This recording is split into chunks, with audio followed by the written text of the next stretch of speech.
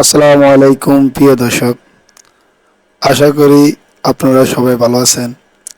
আপনাদেরকে আজকে দেখানোর চেষ্টা করব আমাদের অত্র অঞ্চলে আজ শুক্রবার একটি হাডুডুর খেলার আয়োজন অনুষ্ঠিত হয়েছে।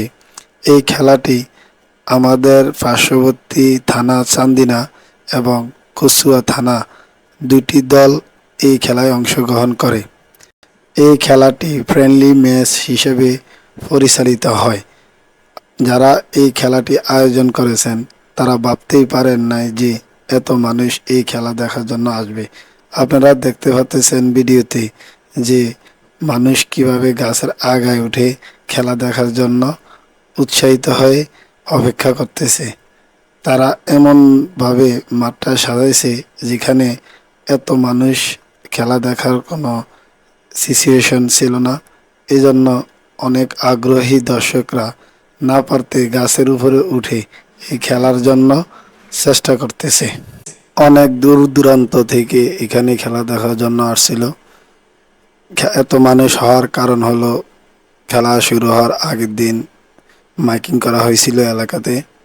এই জন্য সবাই অবগত হওয়ার কারণে সবাই উৎসাহিত হয়ে এই খেলা দেখার জন্য আসছিল। বিগত দিন আমাদের এই অঞ্চলে এভাবে আগে কখনো খেলা হয়নি।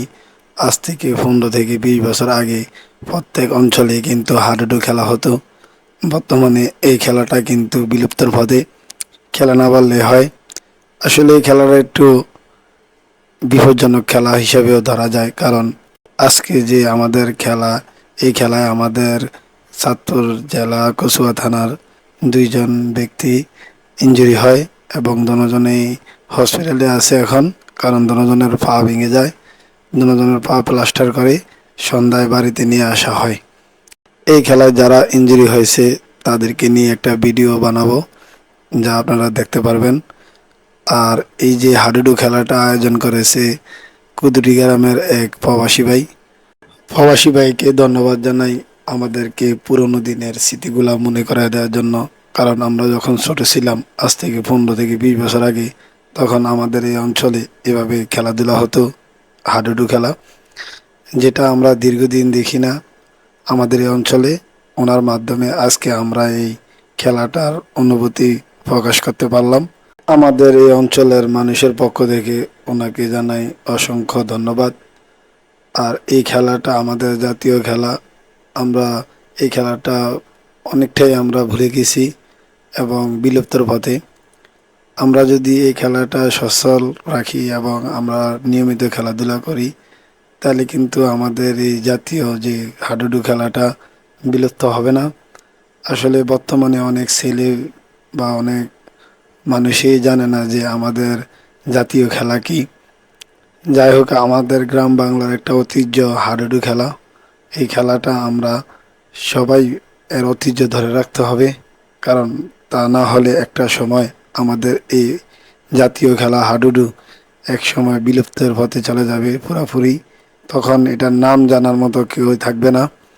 এই জন্য আমরা এই যে আমাদের হাডুডু খেলাটা বা আমাদের জাতীয় খেলা, আমরা এই খেলার ঐতিহ্য ধরে রাখতে হবে সবার মনে এবং সবার মাঝে।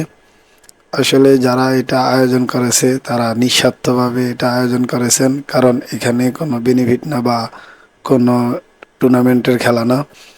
আসলে একটা ফ্রেন্ডলি ম্যাচ হিসাবে এই খেলাটা আয়োজিত হয়েছিল। এখানে যারা গেছে এবং যারা ওইখানে অংশগ্রহণ করছে, কারোই টাকা খরচ হয় নাই বা কোনো ফি দেওয়া হয় না।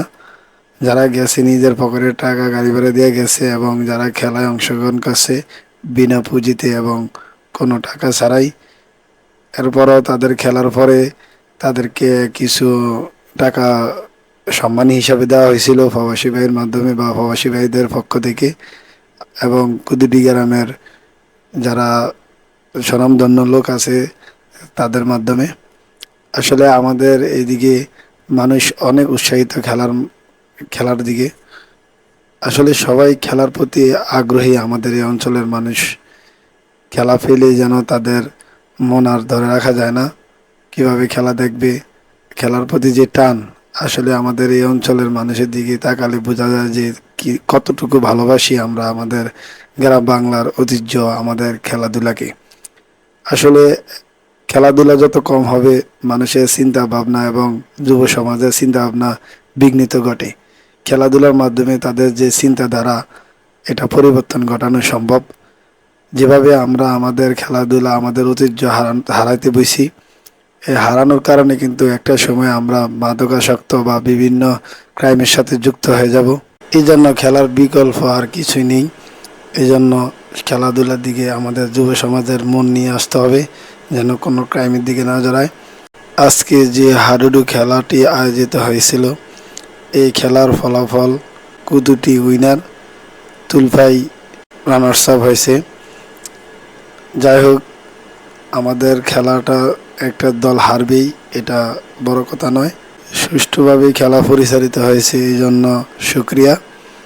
কিন্তু তারপরও আমাদের তুলফাইয়ের দুইটি খেলোয়াড় ইনজুরি হয়েছে, তাদের অবস্থা গুরুতর, দুজনের পায়ে ভেঙে গেছে, যার কারণে তাদেরকে হসপিটাল নেওয়া হয়েছে এবং তারা চিকিৎসাধীন অবস্থায় রয়েছে।